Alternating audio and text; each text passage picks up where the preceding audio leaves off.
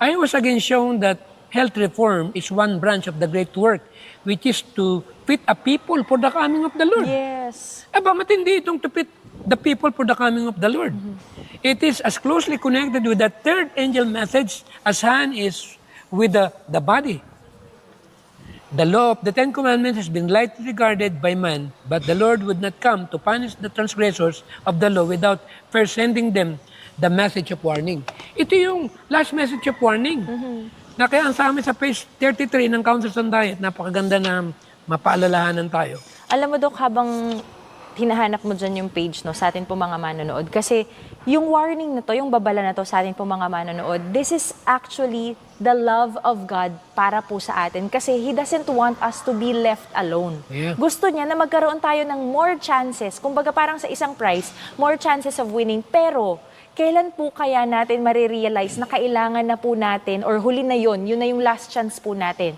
Kailan po kaya? That's the question, di ba, Dok? And sabi pa Maiiwan rito, tayo. the health reform version is a part of the third angel message as it just closely connected with it are as arm and hand with the human body.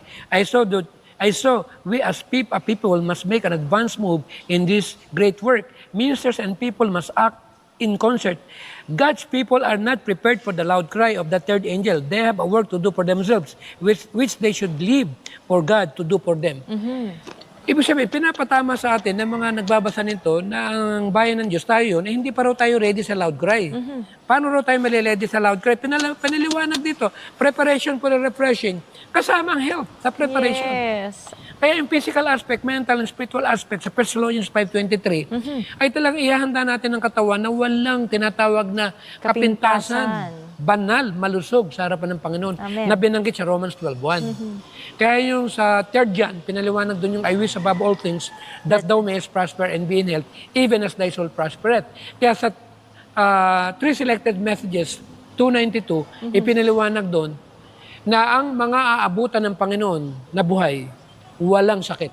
Amen.